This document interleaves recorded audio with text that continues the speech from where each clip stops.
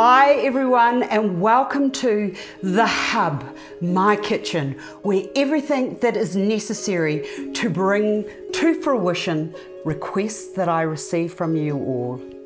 Well, here I am, ready to help. We've had an SOS from Jasmine. Jasmine's issue is trying to display, hold on, I don't need those, how to display a couple of orchids, what kind of foliage to put with the orchids, how can she get them into the container and hold them without falling all over the place. Can you use fresh with artificial as to help? Well, I am here to help. Jasmine has 2 containers similar to this. Very lucky, Jasmine, that I got these for my birthday from my lovely Brazilian neighbours, and I absolutely love them. And like you, I have been thinking, what will I put in them? I too came to the decision that the phalaenopsis orchids would be lovely, and how could I create something that was permanent with a little bit of a twist. So keep watching, I'm about to share. It comes down to balance, and when you buy your orchids, especially the artificial orchids, you could do this arrangement with fresh, but I'm going to use the artificial. When they come, you have to actually get in there and sort of like manipulate them. Now they come with a really long stem, and what I like to do is put them into there and then think, now is that the right height to put them? I don't know, and I'm also thinking that this is quite a sturdy vase, but is the distance from there to there too much? I'm thinking it is just a little bit too much. So what I'm going to do is I'm going to whack off. Now you have to be really strong. Oh, I don't have to be really strong. I'm going to whack a bit off, and then I'm going to look at it and I'm thinking to myself, yes, that's much better. Now when you put it into there, it's sort of got this I'm going that way direction, but don't worry about that at this stage because we can come back to it. Now because I cut a couple of inches off that, what I'm thinking is to keep it all sort of a little bit more contained, I'm going to cut that much off again so that I can bring it into the container. So what will actually happen is the eye will hit the container, it will do a wee whiz around, and then, see, now that's still not right. Do you see what I mean by it's still not right? I've got this here and I've got this here.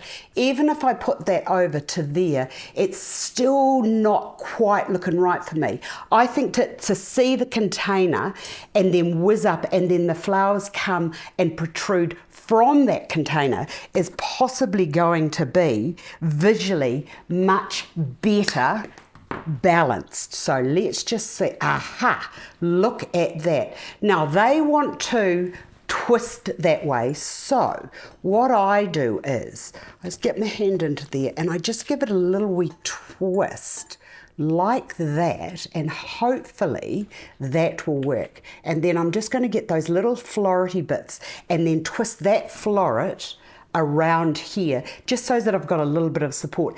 Now it is going to wiggle around because I've got 2 little stems in this big bulbous thing down here.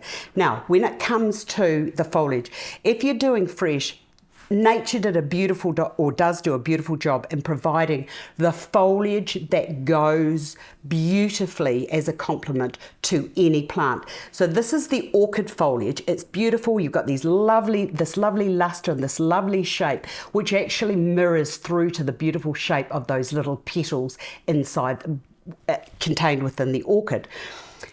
The only issue is when you're using the fresh, it doesn't often have a stem. So this is when I think to myself, you know what, to save all the issues, I'm just going to use artificial with it.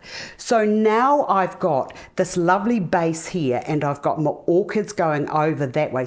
And because the container is round, what is actually happening is the eye is hitting this and it's coming up here. It's having a little spell with the beautiful green, and then it's just going to drift away. On its own, it's okay. Kind of okay, but I think that we could take this to a whole new level by bringing in another, because Jasmine's got 2 containers, so we might as well bring them together and have something that's just a little bit bigger. Now, when it comes to inserting the foliage, if it doesn't sit in there, what I often do is just get a cable tie, and to just make sure that nothing falls, just fix that cable tie. Whoops, can't see what I'm doing. Fix that cable tie onto there, and then you know that that is not going to move. And remember, in the past I've said you're best to do 2 cable ties because that will keep it straight. Well, I'm not going to do that because I think we can get away with just putting the 1 in. Okay, so now we have something that's looking to be a little bit richer and a little bit fuller, and with that little one that I've got there, I'm just going to put that there. Now, she asked, could you use, now look at that, I think that that's quite nice, look at that. And then you could put that round there and look at the balance. Yeah, much better. Now, she also asked, can you use fresh with artificial?